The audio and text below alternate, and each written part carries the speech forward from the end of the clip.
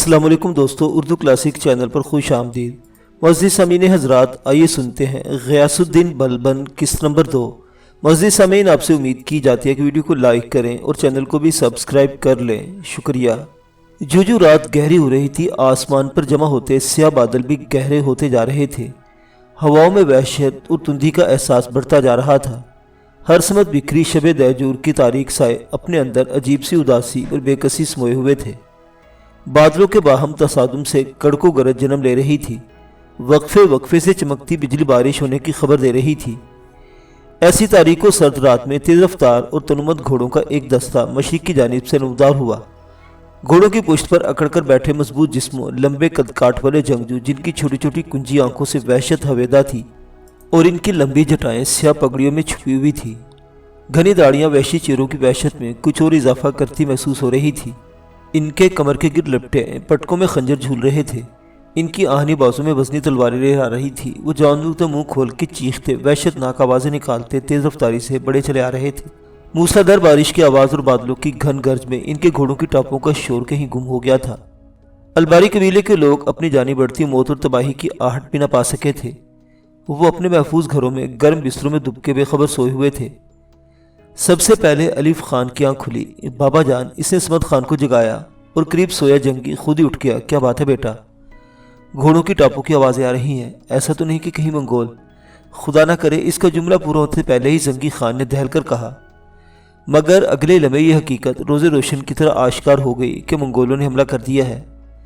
سمد خان نے لپک کر دیوار پر آویزاں میان سے تلوار نکالی اور الف خان کو حکم دیا، تم زنان خانے کی طرف جاؤ، گھر کی خواتین اور اپنے بھائیوں کا خیال رکھنا۔ جی۔ الف خان ایک دم دروازے کی طرف لپکا۔ رکو، سمد خان نے اسے پکارا، یہ خنجر بھی ساتھ لیتے جاؤ۔ اس نے آگے بڑھ کر ایک چھوٹے پھل کا خنجر اس کے حوالے کرتے ہوئے کہا، گو کہ تمہاری شمشیر زنی اور خنجر زنی کی تربیت کا بھی آغاز ہوا ہے، مگر مجھے یقین ہے کہ ضرورت پڑنے پر تم اس خنجر کو مؤثر طور پر استعمال کر سکو گے۔ جی بابا جان۔ الف خان نے دونوں ہاتھ پھیلا کر ادب سے جھک کر خنجر لیا اور اپنے بابا کے چہرے کی طرف نگاہ کی۔ اس نے کب سوچا تھا کہ وہ اس پل اپنے بابا کو آخری بار دیکھ رہا ہے۔ الف خان کے کمرے سے جاتے ہی سمد خان اور زنگی خان اپنی تلواریں سونتے گھر سے باہر نکل آئے۔ باہر ایک قیامت صغریٰ کا منظر تھا۔ منگول جس تیز رفتاری سے بستی میں داخل ہوئے تھے، اس سے کہیں زیادہ برق رفتاری سے وہ پورے علاقے میں پھیل گئے تھے۔ گھروں میں گھس کر انہوں نے لوٹ مار اور قتل و غارت گری شروع کر دی تھی۔ لوٹ کھسوٹ اور قتل و غارت گری کے بعد وہ گھروں کو آگ لگا رہے تھے، مگر اس سے قبل نوجوان عورتوں اور نومر لڑکوں کے ہاتھ رسے سے باندھ کر اپنے پیچھے گھسیٹتے ہوئے آگے بڑھ رہے تھے۔ سمد خان اور زنگی خان اپنی تلواریں لیے ان کے سامنے ڈٹ گئے تھے، مگر ان وحشی درندوں کے سامنے ان کی ایک نہ چلی تھی۔ گو کہ انہوں نے بھرپور توانائی کے ساتھ ان کا مقابلہ کیا تھا، اور جب تک ان کے ہاتھوں میں تلواریں پکڑنے کی سکت موجود رہی، انہوں نے ان وحشیوں کا راستہ روکے رکھا۔ مگر جلد ہی ان کے جسم زخموں سے چور ہو گئے اور وہ کٹے ہوئے شہتیروں کی طرح زمیں بوس ہو گئے تھے۔ راستہ صاف ہوتے ہی ایک ساتھ کئی منگول گھر میں داخل ہوئے۔ سردار کا گھر تھا، انہیں یہاں سے بہت کچھ ملنے کی توقع تھی۔ وہ جو ہی آگے بڑھے، انہیں سامنے کے حجرے میں ایک عمر رسیدہ عورت آنکھوں میں وحشت لیے کھڑی دکھائی دی۔ تو اسے سنبھال، میں ادھر دیکھتا ہوں۔ ایک منگول اپنے دوسرے ساتھی کی اس کی طرف دھکیلتا ہوا آگے بڑھ گیا۔ پہلا منگول جو ہی بوڑھی عورت کی طرف بڑھا تو ایک 10 سالہ بچہ ہاتھ میں چمکتا ہوا خنجر لے کر سامنے آ گیا۔ وہ الف خان تھا۔ خبردار! الف خان نے منگول کو اپنی دادی کی طرف بڑھتے دیکھ کر للکارا، میری دادی کے قریب آنے کی کوشش کی تو یہ خنجر تیرے پیٹ میں اتار دوں گا۔ اس سے پہلے کہ تو یہ خنجر میرے پیٹ میں اتارے، میں تیری گردن مروڑ دوں گا۔ وحشی منگول غصے اور تیش میں اس کی طرف بڑھا اور اس کی گردن دبوچ لی۔ خانزادہ بیگم حیرت اور بے بسی کی تصویر بنی الف خان کو اذیت میں تڑپتے دیکھ رہی تھی۔ یہ اس کے اکلوتے بیٹے کا بیٹا تھا، اس کا پوتا، مگر آج تک کبھی اس نے اسے التفات کی نگاہ سے نہیں دیکھا تھا، کبھی پیار سے اپنے پاس نہیں بٹھایا تھا۔ اس کی بدشکلی کے باعث وہ ہمیشہ اس سے نفرت کرتی رہی تھی، مگر اس ننھے سے بچے نے آج اس کی زندگی بچانے کی خاطر اپنی جان داؤ پر لگا دی تھی۔ پہلی بار خانزادہ بیگم کا دل اپنے پوتے کے لیے محبت کے بھرپور احساس کے ساتھ دھڑکا تھا۔ الف خان، میرے بچے، اس ظالم کو معاف مت کرنا، اس نے چیخ کر کہا، اور دادی کے لبوں پر اپنا نام مچلتے دیکھ کر الف خان کے تنے ناتواں میں نہ جانے کہاں سے ایسی طاقت درائی کہ اس نے اپنے دائیں ہاتھ میں پکڑا ہوا خنجر پوری قوت سے منگول کے پیٹ میں پیوست کر دیا۔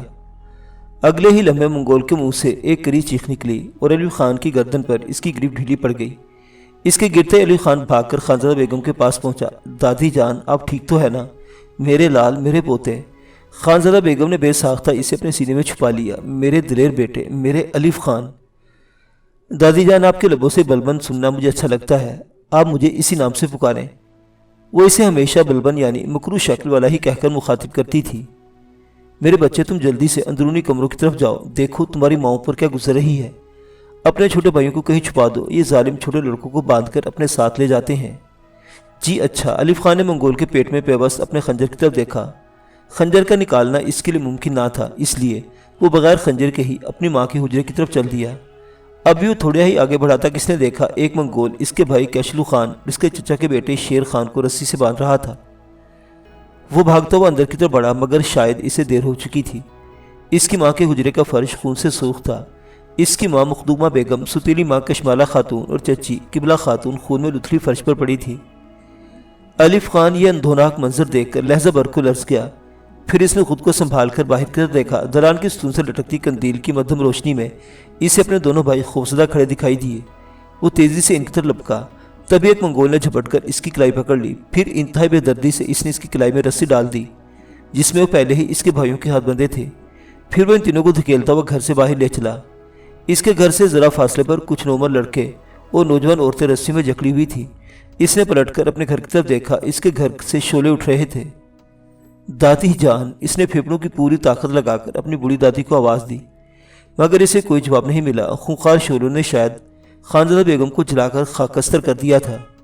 کچھ ہی دیر بعد منگول واپسی کے سفر پر رواں دواں تھے۔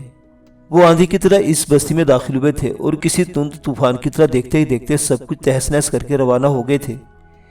ان کی جیبوں اور گٹھیوں میں سیم و زر اور معلومات تھا۔ ان کے ہاتھ بے گناہوں کے خون سے رنگے ہوئے تھے، مگر وہ بہت خوش تھے، اپنی فتح پر پھولے نہیں سما رہے تھے۔ ان کے گھوڑوں کے پیچھے کافی تعداد میں نوجوان عورتیں اور نومر لڑکے تھے جن کے ہاتھ رسیوں میں جکڑے ہوئے تھے۔ وہ گھسٹتے ہوئے پیچھے آ رہے تھے۔ منگول چمڑے کے کوڑے سے انہیں مارتے اور ان کی آہو بکا سن کر وحشیوں کی طرح کہکے لگاتے آگے بڑھ رہے تھے۔ اپنی کامیابی پر وہ بے حد شاداں تھے۔ الف خان کی دونوں جانب اس کے دونوں بھائی کیشلو خان اور شیز خان تھے اور وہ دونوں مسلسل رو رہے تھے۔ ان کے پاؤں زخمی ہو گئے تھے جن سے خون رس رہا تھا۔ الف خان اپنے پیارے بھائیوں کو اذیت پر خون کے آنسو رو رہا تھا، مگر افسوس وہ کچھ نہ کر سکتا تھا۔ اس کے دونوں ہاتھ بندھے ہوئے تھے، زبان چلانے کی بھی اجازت نہ تھی۔ سخت چمڑے کے کوڑے لہراتے ظالم منگول ان کے دائیں بائیں محو سفر تھے۔ وہ اب بستی سے خاصی دور نکل آئے تھے۔ الف خان نے پلٹ کر اپنی بستی، اپنے گھر، اپنی جنت کو دیکھنے کی کوشش کی۔ تاریکی میں سرخ لپکتے ہوئے شعلوں کے سوا کچھ دکھائی نہ دیا۔ سب کچھ جل گیا تھا اور جو بچا تھا جل رہا تھا۔ سب کچھ مٹ گیا تھا، ختم ہو گیا تھا۔ اس کا چاہنے والا باپ، مہربان چچا، جان چھڑکنے والی ماں، سگی ماں کی طرح چاہنے والی ستیلی ماں، چچی اور دادی، سبھی اسے ہمیشہ ہمیشہ کے لیے جدا ہو گئے تھے۔ اس کی دنیا اجڑ چکی تھی۔ کاش وہ بھی مر جاتا، اپنے بابا اور چچا کے ساتھ دشمنوں کو تہہ تیگ کرتا، وہ بھی جام شہادت نوش کر سکتا۔ مگر وہ زندہ تھا اور اپنے ننھے معصوم و مظلوم بھائیوں کی خاطر زندہ رہنے پر مجبور تھا۔ اس کے بابا نے یہی اس سے کہا تھا کہ گھر کی خواتین اور اپنے بھائیوں کا خیال رکھے، مگر وہ اپنی ماؤں اور دادی کی حفاظت نہیں کر سکا۔ اب اسے اپنے بھائیوں کا خیال رکھنا ضروری تھا۔ ان کی حفاظت کی خاطر خود کو مضبوط ثابت کرنا تھا۔ اس نے گھوڑوں کی پشت پر بیٹھے اچھلتے کہکے لگاتے وحشی منگولوں کی طرف دیکھا۔ ان درندوں نے اس کی بسی بسائی دنیا، آباد گھر، والدین، عزیز و اقربا اور بستی کے دیگر لوگوں کو محض چند گھنٹوں میں مٹی میں ملا دیا تھا، سب کچھ مٹا دیا تھا۔ اس کے دل میں منگولوں کے خلاف نفرت و انتقام کے شدید طوفان اٹھا تھا۔ ظالم درندوں، ایک دن میں تم سے بدلہ ضرور لوں گا، اس نے دل ہی دل میں ان وحشیوں کو مخاطب کر کے کہا اور انہیں مٹانے کا مصمم ارادہ کر لیا تھا۔ وہ پھٹنے تک وہ سب چلتے رہے تھے۔ صبح کاذب کے مدھم اجالے میں جب دور کسی بستی کے آثار نمودار ہوئے تو منگول رک گئے۔ وہ سب اپنے گھوڑوں سے اتر آئے۔ گرفتار شدگان کو بھی بیٹھنے کی اجازت دے دی گئی تھی۔ الف خان اپنے دونوں بھائیوں کو لے کر ایک پیڑ کے تنے کے ساتھ بیٹھ گیا۔ تھکن اور نقاہت کے باعث ان کی آنکھیں بند ہوئی جا رہی تھی۔ جلدی وہ تینوں گہری نیند سو گئے۔ ان کے ارد گرد بیٹھے دیگر قیدی بھی اونگ رہے تھے یا تھکن سے چور نیند میں ڈوب گئے تھے۔ جانے وہ کتنی دیر سوتا رہا، چند گھنٹے یا شاید چند لمحے۔ اس کی آنکھ کھلی تو اس نے وحشتناک نظروں سے چاروں طرف دیکھا۔ وہ اکیلا تھا۔ اس سے ذرا فاصلے پر اسی کی عمر کے چند لڑکے اور کھڑے دکھائی دیے، مگر اس کے دونوں چھوٹے بھائی موجود نہیں تھے۔ میرے بھائی کہاں گئے تبریز؟ اس نے وحشت زدہ لہجے میں ذرا فاصلے پر موجود لڑکے سے پوچھا۔ ابھی کچھ دیر پہلے ہی تو میرے ساتھ تھے اور اب منگول تمام چھوٹے لڑکوں کو الگ کر کے کہیں اور لے گئے ہیں۔ ان میں تمہارے دونوں بھائی بھی شامل تھے، تبریز نے افسردہ لہجے میں جواب دیا۔ نہیں، الف خان کرب بھرے انداز میں چیخا، وہ ایسا نہیں کر سکتے، وہ مجھ سے میرے بھائی نہیں چھین سکتے۔ یہ ظالم ہم سے ہمارا سب کچھ چھین چکے ہیں، تبریز نے دکھی لہجے میں جواب دیا۔ اب خاموشی اختیار کرو ورنہ کوڑوں سے تمہاری کھال ادھیڑ دیں گے۔ اپنی بے بسی اور بے کسی پر الف خان کی پلکیں نم ہو گئی تھی۔ کچھ نہ رونے کا فیصلہ کرنے کے باوجود وہ رو رہا تھا۔ اپنے بھائی کیشلو خان اور چچا زاد شیز خان کے بچھڑنے پر وہ اشکبار تھا۔ میرے پروردگار جنہیں موت نے مجھ سے جدا کر دیا، انہیں پانا ممکن نہیں۔ اس نے سسکتے ہوئے خدا سے دعا کی، مگر جو مجھ سے جیتے جی بچھڑ گئے ہیں انہیں مجھ سے ایک بار ضرور ملا دینا، مجھ سے میرے بھائیوں کو ضرور ملا دینا۔ کچھ دیر بعد کچھ منگول ان سب لڑکوں کو گھسیٹتے ہوئے بازار کی طرف لے چلے۔ بازار میں خوب چہل پہل تھی اور غلاموں کی خرید و فروخت کا سلسلہ جاری تھا، مگر کیونکہ ان میں سے زیادہ تر لڑکے 10 سال یا اس سے بھی کم عمر کے تھے اور الف خان کا قد بھی کافی کم تھا اور اپنی کمزوری کی وجہ سے وہ کسی کی توجہ حاصل نہ کر سکا تھا۔ لگتا ہے انہیں یہاں کوئی نہیں خریدے گا، ایک منگول نے مایوس لہجے میں اپنے ساتھی سے کہا۔ ہمیں ان سب کو لے کر بغداد جانا پڑے گا۔ کچھ ہی دنوں میں منگول ان سب لڑکوں کو بغداد لے آئے تھے۔ پھر وہی بازار تھا، لوگوں کی چہل پہل تھی، خریدار اشرو سے بھری تھیلیاں اچھالتے ادھر ادھر اپنی پسند کی شے تلاش کرتے پھر رہے تھے، جبکہ بکنے کے لیے بازار میں لائے گئے غلام نیچی نگاہیں کیے سر جھکائے افسردہ اور اداس کھڑے تھے۔ خریدار آتے، جانوروں کی طرح ان ٹرول کر دیکھتے، ان کی مضبوطی و طاقت کا اندازہ لگاتے، پسند آنے پر قیمت چکاتے اور خرید کر اپنے ساتھ لے جاتے۔ الف خان کو اب تک کوئی خریدار میسر نہ آیا تھا۔ وہ اور اس کا ساتھی تبریز خان اب بھی سر جھکائے کسی خریدار کے منتظر تھے۔ اب یہ دونوں لڑکے بھی بک جائیں تو ہماری جان چھوٹے، ایک منگول دوسرے سے کہہ رہا تھا۔ یہ لمبا اور خوبرو لڑکا تو آسانی سے فروخت ہو جائے گا، مگر یہ سیارو بدشکلوں کا سردار الف خان، اسے کون خریدے گا؟ دونوں منگولوں کی باتیں الف خان کی سماعت تک پہنچ رہی تھی۔ گھر میں اسے صرف اپنی دادی سے تلخ و ترش باتیں سنی تھی۔ اس کا باپ ہمیشہ اس کی ذہانت اور دلاوری کی تعریف کرتا تھا۔ ماں اس پہ دل و جان سے فدا تھی اور وہ کہتی تھی میرا شہزادہ بیٹا ایک دن سردار بنے گا، بادشاہ بنے گا، لوگ اس کے جاہو جلال کے باعث نگاہ اٹھا کر اس کی جانب دیکھ بھی نہ سکیں گے۔ مگر یہ باہر کی دنیا باپ کی نگاہ اور ماں کے دل سے کتنی مختلف تھی، یہاں ہر نگاہ میں اس کے لیے نفرت اور حقارت تھی۔ آگ اگلتی زبانیں اور تیر و نشتر چلاتی نظریں۔ چند ہی دنوں میں وہ کس قدر ٹوٹ گیا تھا، اس کا معصوم ننھا سا دل کرچی کرچی ہو کر رہ گیا تھا۔ مگر یہ سلسلہ تھما نہیں، ہر روز ہر قدم پر نئے دکھ، نئے تیر و نشتر، نئے زخم اس کے دل کو کچوکنے کے لیے منتظر ہوتے۔ تم فکر مت کرو، میں اس بڑے لڑکے تبریز کے ساتھ اس بلبن کو بھی بیچنے کی کوشش کروں گا۔ جو بھی اسے خریدے گا اسے اس بدشکل کالے حبشی کو بھی لازمی خریدنا ہوگا۔ دوسرے منگول کے جواب سے پہلے کو قدر تشفی ہوئی، تب ایک دبلے لمبے قد کا باوقار شخص بازار میں داخل ہوا۔ اس کے ساتھ 10-12 برس کا ایک غلام لڑکا بھی تھا۔ یہ بغداد کا ایک صاحب حیثیت تاجر خواجہ جمال الدین مصری تھا۔ وہ نومر لڑکوں کو خرید کر اس کی بہتر تعلیم و تربیت کے بعد انہیں ہندوستان میں لے جا کر فروخت کرتا تھا۔ خواجہ نے تبریز کو پسند کیا تھا، مگر منگولوں کو اصرار تھا کہ تبریز کے ساتھ الف خان کو بھی خریدنا ہوگا۔ خواجہ نے نظریں گھما کر الف خان کی طرف دیکھا، وہ نگاہیں نیچے کیے سر جھکائے کھڑا تھا۔ اس کے بدوزہ چہرے پر حالات کے باعث افسردگی اور رنجیدگی کی بے شک تھی، مگر مایوسی اور بے بسی نہیں تھی۔ اس کی نیچے نگاہوں سے ایک عجب عزم اور اعتماد جھانک رہا تھا۔ خواجہ جمال الدین کئی لمحوں تک حیران نظروں سے اس سیارو بد شک لڑکے کو دیکھتا رہا۔ بالآخر اس نے ان دونوں لڑکوں کو خریدنے کا فیصلہ کر لیا۔ وہ خریدے ہوئے تینوں غلام لڑکوں کو لے کر گھر پہنچا تو اس کی بیوی خجستہ خانم اس کی منتظر تھی۔ خواجہ آج تو آپ نے بہت دیر لگا دی، آپ کی بیٹی نسترن آپ کی راہ تکتے تکتے ابھی سوئی ہے۔ ہاں، خواجہ نے کبا اتارتے ہوئے دھکن سے چور لہجے میں جواب دیا۔ اچھے غلام لڑکوں کی تلاش میں بازار میں بہت مارے مارے پھرنا پڑا، آج صرف یہ 3 لڑکے ہی خریدنے میں کامیاب ہو سکا۔ 2 تو اچھے بھلے ہیں، مگر یہ تیسرا لڑکا۔ خجستہ خان نے دریچے سے سین میں کھڑے ان تینوں کی طرف دیکھ کر قدرے ناگواری سے کہا، کس قدر بدحیت ہے، آپ نے اسی کیوں خریدا؟ بھلا آپ سے اسے کون خریدے گا؟ وہ ایک باحوصلہ اور محنتی لڑکا دکھائی دیتا ہے۔ خواجہ بھی بیوی کے ساتھ دریچے میں آ کھڑا ہوا تھا۔ اس کی آنکھوں سے ذہانت اور عزم کا اظہار ہوتا ہے۔ اچھی تعلیم و تربیت سے اس سیاہ سنگ کو تراش کر بیش قیمت ہیرا بنایا جا سکتا ہے۔ اور اگلے ہی دن جمال الدین نے اس سنگ کو ہیرا بنانے کی مہم کا آغاز کر دیا۔ تمہارا نام الف خان ہے؟ جمال الدین نے پوچھا، اور الف خان کے اس بات میں سر ہلا دینے پر اس نے پرسوچ نظروں سے اسے دیکھا، مگر اس طرح کے نام زیادہ پسند نہیں ہیں، اس لیے میں تمہیں ایک نیا نام دینا چاہتا ہوں۔ کئی لمحوں کے غور و فکر کے بعد اس نے الف خان کے شانے پر ہاتھ رکھتے ہوئے پرجوش لہجے میں کہا، آج سے تمہارا نام علاؤالدین ہے، ٹھیک ہے؟ جی جناب، الف خان عرف علاؤالدین نے سر تسلیم خم کرتے ہوئے کہا اور خواجہ کے لبوں پر مسکراہٹ بکھر گئی۔ خواجہ نے جلد ہی تمام لڑکوں کو حصول علم کی خاطر مدرسے میں داخل کر دیا۔ وہ خود بھی ان کی تعلیم و تربیت پر خصوصی توجہ دیتا۔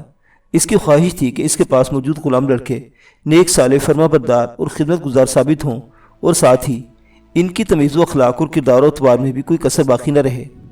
علاؤالدین کو خواجہ کے گھر میں اپنے گھر جیسا آرام میسر تھا۔ خواجہ شفقت سے پیش آتا تھا۔ اس کی بیوی بھی اچھی عورت تھی، البتہ اس کی اکلوتی بیٹی نصرن ایک بدمزاج اور غصیلی لڑکی تھی۔ اسے سبھی غلاموں سے شکایت رہتی تھی، خاص طور پر علاؤالدین سے تو اسے خدا واسطے کا بیر تھا۔ اس کی شکل دیکھتے ہی اس کے منہ کا ذائقہ خراب ہو جاتا، مگر علاؤالدین کا رویہ اس کے رویے کے برعکس تھا۔ وہ جانتا تھا کہ نصرن اسے پسند نہیں کرتی، اس لیے وہ کوشش کرتا کہ اس سے اس کا سامنا نہ ہو، اور اگر کبھی سامنا ہو بھی جاتا تو وہ سر جھکا کر نہایت صبر و تحمل سے اس کی کڑوی گسیلی باتیں سن لیتا۔ وہ جانتا تھا نصرن اس کے مہربان آقا کی چہیتی بیٹی ہے، اس لیے وہ اپنی آقا دادی کے ساتھ بے حد عزت و احترام سے پیش آتا تھا۔ وقت گزرتا رہا اور دیکھتے ہی دیکھتے 8 برس بیت گئے۔ اب علاؤالدین 18 برس کا ہو چکا تھا۔ اس کی ذہانت، صلاحیت اور لیاقت میں وقت گزرنے کے ساتھ ساتھ بے پناہ اضافہ ہوا تھا، مگر قد کاٹ میں کوئی خاص اضافہ نہیں ہوا تھا، بلکہ بدحیتی اور بدشکلی میں کچھ اضافہ ہی ہوا تھا۔ قد نہ بڑھنے کے باعث جسم چوڑا ہو گیا تھا، تباہ کی طرح چوڑے چہرے پر سیاہی مزید گہری ہو گئی تھی، البتہ چھوٹی چھوٹی بیرے آنکھوں کی چمک بڑھ گئی تھی۔ چہرے کے تدبر اور وقار میں اضافہ ہوا تھا۔ جو جو وہ صاحب علم ہوتا جا رہا تھا، اس کی منسکل مزاجی اور خدمت گزاری بڑھتی جا رہی تھی۔ جب سے اس نے جوانی کی وادی میں قدم رکھا تھا، اس کی سوچ، تخیل اور تصور بھی تبدیل ہو گئے تھے۔ سوچ کی پگڈنڈی پر عجب سے انوکھے انجانے سے خوش رنگ گل بوٹے اگتے محسوس ہوتے۔ نصرن کو دیکھتے اس کے دل کی دھڑکنیں تیز ہو جاتی تھی۔ پہلے وہ اس سے کترا کر گزر جاتا، مگر اب اس کا دل چاہتا کہ وہ ہر پل اپنی نگاہ فرش راکیے اس کی راہ میں بیٹھا رہے۔ راتوں کو خوابوں میں اس کا چاند چہرہ اور ستارہ آنکھیں دمکتی رہتی، تو دن کو ہر لمحہ ہر پل اس کے خیالوں اور سوچوں کی راہ گزاروں پر اس کے دل نواز پہ کر کے سائے لرزہ رہتے۔ علاؤالدین اپنی اس نئی اور انوکھی کیفیت پر حیران تھا اور پریشان بھی۔ وہ اپنے ان بدلتے احساسات کو کوئی نام نہ دے سکا تھا۔ وہ اب ان انوکھے جذبوں کو سمجھنے سے قاصر تھا۔ تبریز، ایک شام اس نے اپنی ان پریشان سوچوں کو اپنے دوست سے بانٹنے کا فیصلہ کیا۔ میری سمجھ میں نہیں آ رہا کہ یہ سب کیا ہو رہا ہے۔ کیا بات ہے علاؤالدین، تم بہت پریشان دکھائی دے رہے ہو؟ تبریز خان نے قدرے حیران کی اور فکر مندی سے سوال کیا، اور اسے نگاہیں جھکا کر دل میں پوشیدہ خیالات اس کے سامنے رکھ دیے۔ کہتے ہیں دل کو دل سے راہ ہوتی ہے، مگر یہاں تو الٹا معاملہ ہے۔ وہ میری شکل دیکھتے ہی آگ بگولا ہو جاتی ہے، جبکہ مجھے اسے دیکھے بغیر قرار نہیں آتا۔ وہ میری صورت سے بیزار رہتی ہے، جبکہ میری نظریں اس کے چہرے سے ہٹنے کو آمادہ نہیں ہوتی۔ تم ہی بتاؤ یہ سب کیا ہے؟ علاؤالدین ساری بات سننے اور کئی لمحوں تو گہری سوچ میں ڈوبے رہنے کے بعد تبریز نے متفکر لہجے میں سے پکارا، میرے دوست، میرے بھائی، تجھے نصرن سے محبت ہو گئی ہے؟ محبت؟ علاؤالدین نے حیرت بھرے اور بے یقین لہجے میں پوچھا۔ ہاں، محبت، عشق۔ تبریز پوری یقین لہجے میں بولا، تمہیں نصرن سے عشق ہو گیا علاؤالدین؟ اوہ، یہ تو بہت برا ہوا۔ علاؤالدین پرتاسف انداز میں ہاتھ ملتے ہوئے بولا، وہ ہماری آقازادی ہے، ہمیں اس کے بارے میں ایسا ویسا سوچنے کا حق نہیں ہے۔ وہ میرے لیے قابل احترام ہے، میں اس سے بھلا یہ عشق و محبت کس طرح کر سکتا ہوں؟ محبت کی نہیں جاتی، ہو جاتی ہے، تبریز نے فلسفیانہ انداز میں کہا، مگر تمہارے ساتھ یہاں یہ المیہ ضرور ہے کہ تمہیں اس لڑکی سے محبت ہوئی ہے جو تم سے شدید نفرت کرتی ہے۔ آخری جملے سے زبان سے ادا نہیں کیے تھے، محض دل میں سوچ کر رہ گیا تھا، کیونکہ وہ اپنے دوست کے آبگینہ دل کو سچائی کے شعبے سے کوئی ٹھیس نہیں پہنچانا چاہتا تھا۔ کہتے ہیں عشق اور مشک چھپائے نہیں چھپتے۔ وہ دن جلدی آ گیا کہ جب نصرن کو علاؤالدین کے عشق کا پتہ چل گیا۔ یہ خبر نہیں تھی، ایک برق تھی جو اس کے سر پر آ کر ٹوٹی تھی۔ اس کی بھوری آنکھیں شعلوں کی طرح جل اٹھتی تھیں، حسین چہرہ غصے سے مسخ ہو گیا تھا۔ اس نے چیختے ہوئے کہا، اس ناٹے کالے اور بلد شکل غلام کی یہ جرت کہ مجھ سے، نصرن خانم سے، اپنے آقا کی اکلوتی بیٹی سے عشق کرنے کی جسارت کرے؟ میں اس کی آنکھیں پھوڑ دوں گی، میں اس کا گلا دبا دوں گی، اور مجھے یہ سب کرنے کی ضرورت بھی کیا ہے؟ میں اپنے بابا سے کہوں گی، وہ خود ہی اسے فنا کر دیں گے۔ علاؤالدین سر جھکائے، نگاہیں چرائے، مضطرب دل اور لرزیدہ وجود کے ساتھ نصرن کی چیخو پکار سن رہا تھا۔ اس کی شدید کراہیت میں ڈوبی نفرت زہر میں مجھے دودھ یا خنجر کی طرح اس کے محبت سے لبریز دل کو دولخت کر رہی تھی۔ اس کے نوآمیز دلاویز خواب پگھلے شیشے کی طرح اس کی آنکھوں کو بے نور کر رہے تھے۔ اس کی چاہت کا حسین تاج محل ریزہ ریزہ ہو کر زمیں بوس ہو گیا تھا۔ اس کی سعی کے رنگوں سے سجی بیریا سوچیں دھواں بن کر وحشت ناک فضاؤں میں تحلیل ہو رہی تھیں۔ وہ آئینے کے سامنے کھڑا اپنے چہرے پر نظر جمائے سوچ رہا تھا، شاید مجھے کسی سے محبت کرنے کا کوئی حق نہیں۔ یہ چہرہ یہ سراپا اس قابل نہیں کہ کسی کی نگاہ میں جچ سکے، کسی دل میں سما سکے۔ چنانچہ مناسب یہی ہوگا کہ اب عمر بھر مجھے اس جذبے سے دور رہنا ہوگا، ہمیشہ ہمیشہ کے اپنے دل کو پتھر بنا لینا ہوگا۔ اسی شام خواجہ جمال الدین کا ایک تاجر دوست رفاقت اللہ اس سے ملنے آیا۔ خواجہ سنا ہے دہلی کا سلطان کچھ غلام خریدنا چاہتا ہے، میں اپنے چند غلام اس کے ملاحظے کے لیے بھیجنا چاہتا ہوں، مگر افسوس ان دنوں میری طبیعت ٹھیک نہیں، میں دہلی کا طویل سفر کرنے سے قاصر ہوں، اس لیے آپ سے درخواست کرنے آیا ہوں کہ اپنے ساتھ میرے بھی چند غلام ہندوستان لے جائیں۔ میں نہ صرف آپ کا شکر گزار ہوں گا بلکہ اچھا معاوضہ بھی دوں گا۔ خواجہ جمال الدین سوچ میں ڈوب گیا۔ آپ کا دوست صحیح کہہ رہا ہے، اس کی بیوی نے مشورہ دیا، اب وقت آ گیا ہے کہ آپ اپنے سارے غلام دہلی لے جا کر اچھے داموں فروخت کریں، ویسے بھی سب جوان ہو چکے ہیں، ہمارے گھر میں جوان لڑکی موجود ہے، ایسے میں ان کا ہمارے گھر رہنا مناسب نہیں۔ بیوی کے مشورے کو قبول کرتے ہوئے خواجہ نے غلاموں کو ہندوستان لے جانے کا فیصلہ کر لیا۔ کل پو پھٹتے ہی ہم ہندوستان کی سرزمین کے سفر پر روانہ ہو جائیں گے۔ تبریز نے خاموش اور اداس اور گمسم علاؤالدین کو مخاطب کر کے سرگوشی میں کہا، آج شب کے بعد تم شاید عمر بھر نصرن کی شکل نہ دیکھ سکو گے، اس لیے آج جی بھر کر اس کا دیدار کر لو۔ اب اس کی ضرورت نہیں، علاؤالدین نے آہ بھرتے ہوئے جواب دیا۔ مجھے اسی دن اپنی غلطی کا احساس ہو گیا تھا، جس دن اس نے نفرت و حقارت بھری چیخو پکار سے پورا گھر سر پر اٹھا لیا تھا۔ وہ تو اچھا ہوا اس دن آقا اور بیگم گھر موجود نہ تھے، ورنہ میں انہیں منہ دکھانے کے قابل بھی نہ رہتا۔ لہجہ بھر کو رک کر اس نے تبریز کے چہرے پر افسردہ نگاہ ڈالی اور دکھ بھرے انداز میں اپنی بات مکمل کر دی۔ اسی دن میں نے آئینے میں اپنا عکس دیکھ کر یہ بات سمجھ لی تھی کہ اس پری چہرہ لڑکی سے مجھ جیسی مکروہ شکل والے شخص کا بھلا کس طرح جوڑ بن سکتا ہے۔ وہ بے وقوف اور بدنصیب لڑکی ہے علاؤالدین، تبریز نے دھیمے لہجے میں کہا۔ وہ تمہارے کندن ذہن کی خوبصورتی اور تمہارے سونے جیسے دل کی قدر نہ جان سکی، مگر میرے دوست تم یقین رکھو، اس روئے زمین پر کوئی نہ کوئی عاقل و دانہ لڑکی ایسی ضرور ہوگی جو تمہارے چہرے سے نہیں تمہارے دل سے محبت کرے گی، اور تمہاری صورت سے نہیں اسے تمہاری لیاقت اور قابل جھکنے پر مجبور کرے گی۔ تم خاطر جمع رکھو، ایسا کبھی نہیں ہوگا۔ علاؤالدین شکی القلبی سے مسکرایا، کیونکہ وہ دل جو محبت کا مسکن تھا اسے میں نے پتھر بنا لیا ہے، اور اب اس پتھر پر کبھی کوئی جھونک نہیں لگ سکے گی۔ مجھے امید ہی نہیں یقین ہے کہ سارے غلاموں کے ہمیں اچھے دام ملیں گے۔ سلطان دہلی التمش لائے غلاموں کے بے حد قدردان ہے۔ خواجہ اپنی بیوی کو بتا رہا تھا کہ اتنے میں نصرن حجرے میں داخل ہوئی۔ ساری بات سننے کے بعد اس نے منہ بنا کر کہا، مگر مجھے یقین ہے کہ علاؤالدین کو سلطان ہرگز نہیں خریدے گا، اور آخر کار آپ اس بد شکل اور پستہ قد بن مانس کو واپس گھر لانے پر مجبور ہو جائیں گے۔ دروازے کی اوٹ میں کھڑا علاؤالدین نصرن کی پیشگوئی سن کر کانپ اٹھا۔ باری تعالیٰ، اب مجھے کبھی اس دروازے پر واپس مت لانا۔ اس نے دل میں گڑ گڑا کر خدا سے دعا کی۔ اگلے دن صبح کاذب کے ساتھ یہ قافلہ روانہ ہو گیا تھا۔ خواجہ کے ساتھ اپنے غلاموں کے علاوہ کچھ مختلف تاجروں کے کل ملا کر 27 غلام تھے۔ وہ انہیں سلطان تمش کے دربار میں فروخت کے لیے لے جا رہا تھا۔ سلطنت دہلی کے نیلے آکاش پر سورج کا ارغوانی گولا پورے آبوتاب سے چمک رہا تھا۔ ممتا کے مہربان آنچل کی طرح روپیلی دھوپ نے پورے شہر کو آغوش میں سمیٹا ہوا تھا۔ نرم دھوپ کی راحت بخش شدت سمیٹے ہواؤں کے ملائم جھونکے کوچہ بازار میں مہکتے پھر رہے تھے۔ علاؤالدین نے پوری آنکھیں کھول کر حیران نظروں سے اس شہر بے مثال کی طرف دیکھا۔ اجنبی شہر کے اجنبی راستے آغوش واقعے بہت اپنائشی سے اپنی جانب بلا رہے تھے۔ مہینوں کے سفر نے اسے اس کے ساتھیوں کو تھکا ڈالا تھا۔ ان کے بال گرد میں اٹے ہوئے، چہرے تھکن سے چور، لباس شکن آلود اور پاؤں مسلسل مسافت سے زخم خودہ ہو چکے تھے۔ اس کا تو دل ہی کرچی کرچی تھا، ٹھکرا جانے کے کرب نے اس کا دل تو توڑا ہی تھا، مگر حوصلے اور بھی جمع کر دیے تھے۔ خود کو اچھا کر دکھانے کی امنگ کسی تند خیز طوفان کی طرح اس کے دل کے سمندر میں کروٹیں بدل رہی تھی۔ وہ اپنے باپ کے کہے کو سچ دکھانا چاہتا تھا کہ انسان کی بلندی و عظمت خوب روئی اور وجاہت میں نہیں بلکہ صلاحیت، لیاقت اور ذہانت میں ہے۔ خواجہ، آپ اپنے غلام لڑکوں کو لے کر پائے باغ کی طرف چلے جائیے، سلطان معظم انہیں وہیں ملاحظہ فرمائیں گے۔ ایک خادم نے خواجہ جمال الدین کو اطلاع دی۔ خواجہ اس وقت اپنے غلام لڑکوں کے ٹولے کے ساتھ شاہی محل کے سامنے کھڑا تھا۔ کاروبار کے سلسلے میں اس کا اکثر محل میں آنا ہوتا تھا، اس لیے یہاں کے کافی خدام اس سے واقف ہو گئے تھے۔ چلو لڑکوں اندر چلتے ہیں، خواجہ نے تمام غلام لڑکوں کی طرف نگاہ کر کے کہا۔ سب کو یاد ہے کہ سلطان محترم کے سامنے سب کو مؤدب، خاموش اور سرنگو رہنا ہے۔ کسی بھی حال میں کسی کے منہ سے ایک لفظ نکالنے کی اجازت نہیں، سمجھ گئے نا سب لڑکوں نے متجسس نظروں سے شاہی محل کے پرشکو مینارے اور کنگرے دیکھے تھے، وہ اس بات میں سر ہلا دیا۔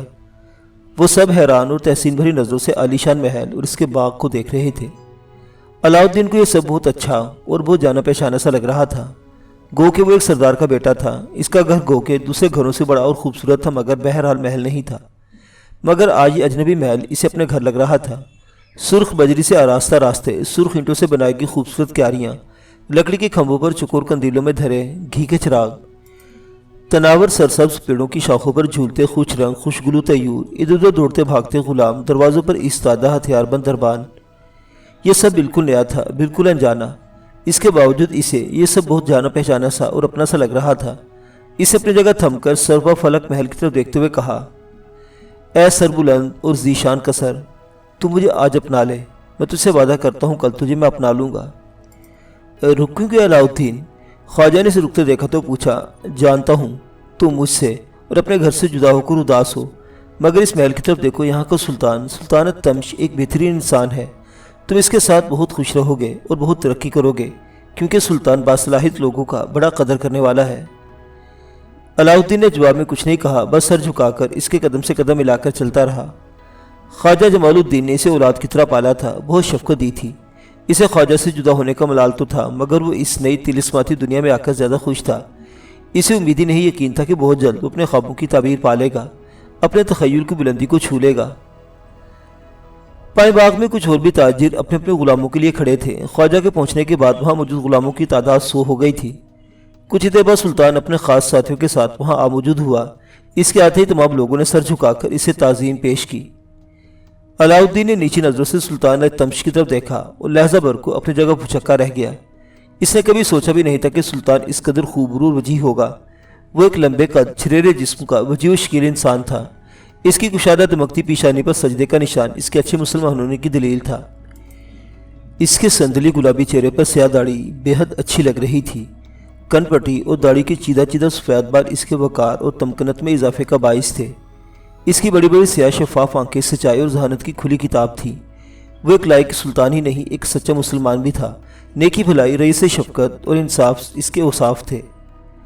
پہلی نگاہ میں علاؤالدین سلطانت تمش کا گرویدہ ہو گیا تھا۔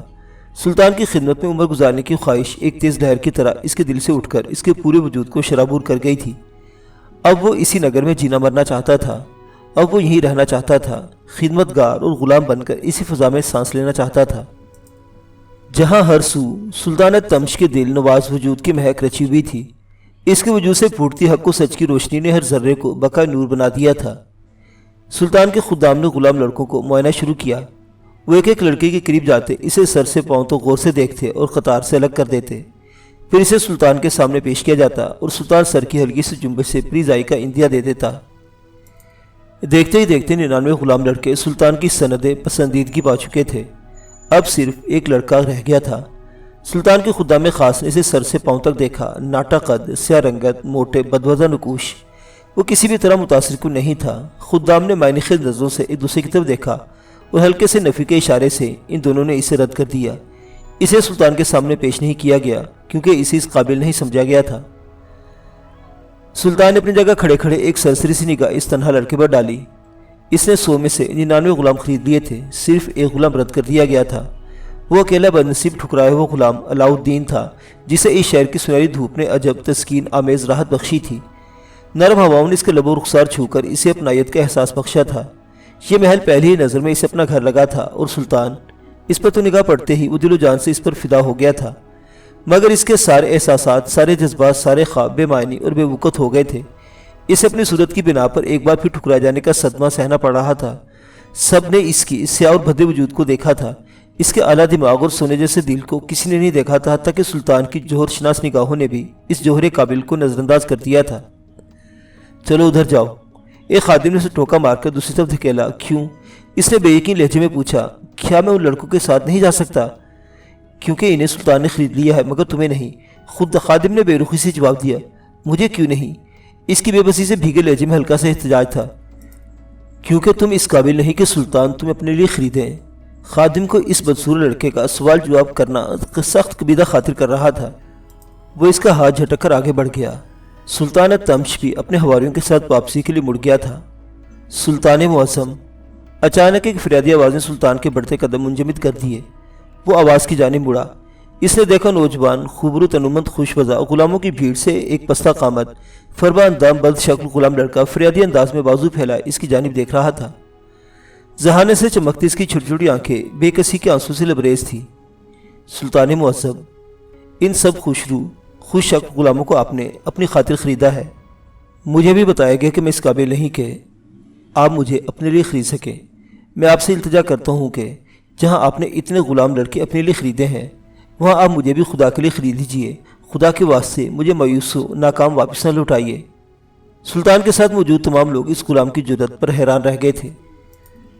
سلطان نے گہری نظروں سے اس کی طرف دیکھا۔ اس کے افسردہ چہرے پر مایوسی کی گر تلے عزم و حوصلے کا ٹھاٹھے مارتا ہوا سمندر سلطان کی جہادیدہ نظروں سے پوشیدہ نہ رہا۔ اس نے سر کی ہلکی سی جنبش سے اسے شرف قبولیت بخشتے ہوئے خادم کی طرف دیکھا اور کچھ ہی دیر پہلے تلخ و ترش جملے ادا کرتے خادم نے نہایت نرم و شفقت سے اس کا بازو تھام کر اسے بھی دیگر غلاموں کے غول میں شامل کر دیا۔ شاہی محل کی پچھلی جانب ایک ساتھ کئی کنویں تھے۔ ذرا فاصلے پر ایک راہٹ بھی تھا۔ دو بیل ہمہ وقت راہٹ کے گرد گھومتے اور پانی نکال کر لوہے کے پشتارے پر گراتے رہتے۔ یہ پانی براہ راست محل کے باغیچوں کو سیراب کرتا تھا۔ کنویں سے دن رات بہشتی پانی نکالتے، مشکوں میں بھرتے اور محل کے مطبخ خانے، مسجد کے وضو خانے اور دیگر جگہوں پر جہاں پانی پینے کا انتظام تھا پانی پہنچاتے رہتے۔ علاؤالدین کو انہی کنووں پر بہشتی کی حیثیت سے پانی بھرنے پر مأمور کیا گیا تھا۔ وہ اپنی اس نئی ذمہ داری پر مطمئن و مسرور تھا۔ محل میں قدم رکھنے کی اسے اجازت مل گئی تھی۔ اب مضبوطی سے اپنے قدم جمانا اس کا کام تھا۔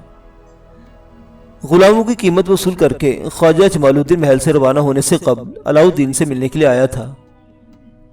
آج تمہاری پیٹھ پر پانی سے بھری یہ مشق ہے، مگر مجھے یقین ہے کل تمہارے کاندھوں پر اور زیادہ نمایاں ذمہ داریاں ہوں گی۔ تم اپنی صلاحیتوں، نیک نیتی، جذبہ، خدمت اور ذہانت سے بہت جلد سلطان کے دل میں اپنے لیے جگہ بنانے میں کامیاب ہو جاؤ گے۔ خواجہ نے اس کے شانے پر پیار سے ہاتھ رکھتے ہوئے کہا اور وہ کچن میں پھسر پھسر کرتا آگے بڑھا اور خواجہ کے سینے سے لگ گیا۔ محل کے مطبخ خانے میں پانی پہنچاتے اسے پورا مہینہ ہو گیا تھا۔ مطبخ خانے میں کام کرنے والے خدام اور باورچی اس سے مانوس ہو چکے تھے۔ وہ بھی چلتے پھرتے دانش مندی کی بات کہہ دیا کرتا تھا۔ کسی کو مشورے کی ضرورت ہوتی تو خود اپنی خدمات پیش کر دیتا۔ لوگ اس کی عقل و دانائی کے معترف ہوتے جا رہے تھے۔ اب کوئی مشکل درپیش ہوتی تو لوگ خود اسے رجوع کرنے لگے تھے۔ سلطان تمش رات کا کھانا اپنے تمام اہل خانہ کے ساتھ کھایا کرتا تھا۔ دسترخوان پر اس کی بیگمات، بیٹے اور بیٹیاں سبھی موجود ہوتے تھے۔ سلطان تمش جہاں ایک دیندار مسلمان عادل اور دانا بادشاہ تھا، وہیں ایک شفیق اور محبت کرنے والا باپ بھی تھا۔ سلطان تمش جہاں ایک دیندار مسلمان عادل اور دانا بادشاہ تھا، وہیں ایک شفیق اور محبت کرنے والا باپ بھی تھا۔ اسے اپنے تمام بچوں سے بے پناہ محبت تھی، خاص طور پر اپنے دونوں بڑے بچوں ناصر الدین محمود اور رضیہ بیگم کو وہ ان کی ذہانت اور لیاقت کی وجہ سے بے حد چاہتا تھا۔ اپنی دوسری بیوی شاہ ترکان کے بچوں رکن الدین اور ربیہ بیگم سے بھی وہ کچھ کم محبت نہیں کرتا تھا، مگر شاہ ترکان کو ہمیشہ لگتا تھا کہ سلطان ناصر الدین محمود کو رکن الدین کے مقابلے میں زیادہ چاہتا ہے اور رضیہ بیگم کو ربیہ بیگم تو کیا سارے ہی بچوں پر فوقیت دیتا ہے۔ اس میں کوئی شک نہ تھا کہ ناصر الدین محمود ایک ذہین، قابل، بہادر اور دانا انسان تھا۔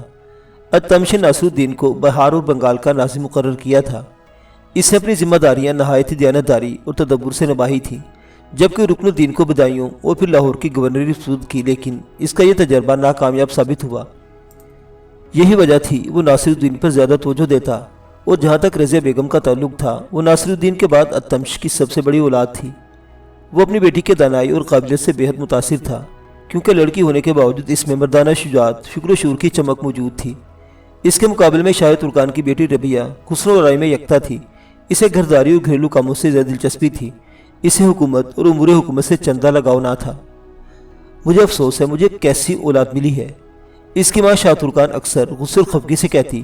بیٹا ہے تو شراب و شباب میں گم رہتا ہے، اور بیٹی تو ایک پرسکون ازدواجی زندگی کے خوابوں میں کھوئی رہتی ہے۔ ادھر بڑی بیگم کے بچوں کو دیکھو، اس کا وہ نومولود بیٹا قطب الدین بھی تم دونوں سے زیادہ لائق اور بہتر ہے۔ پیاری امی جان، रबिया बेगम अपने शाखी गुल जैसे लचकते नरम बाजों को माँ की गर्दन में हमायल करते हुए मीठे लहजे में कहती, आप क्यों बड़ी अम्मी और इनके बच्चों से हसद और नफरत और मुकाबला मुवासना करती रहती हैं। हर शख्स का नसीब इस ऊपर वाले ने जुदा जुदा बनाया है और सबको अलग अलग सलाहियतों से नवाजा है। हर शख्स अपनी सोच के मुताबिक तमन्नाएं और ख्वाहिश रखता है। अब देखिए, भाई नासरुद्दीन हुकूमती उमूर पर तवज्जो देते हैं, मगर रुकनुद्दीन को रक्स व सरूद की महफिलें पसंद हैं। इसी तरह रज़िया आपा घुड़सवारी और शमशीर जनी करना पसंद करती हैं, मगर मुझे मतबख खाने में बोरचों के साथ नितने खाने पकाने, सिलाई कढ़ाई करने और ज़िंदगी को खूबसूरत बनाने वाले उमूर में दिलचस्पी है। भला इसमें बुराई क्या है? मेरे खुदा, शाह तुर्कान ने सर पकड़ लिया। मेरी जान छोड़ जाकर अपनी पसंद का कोई काम करो। मुझे पता है तुम चूल्हा हांडी ही करती रहोगी और वो रज़िया सबको अपने पैरों तले रोंती कहीं से कहीं जा पहुंचेगी।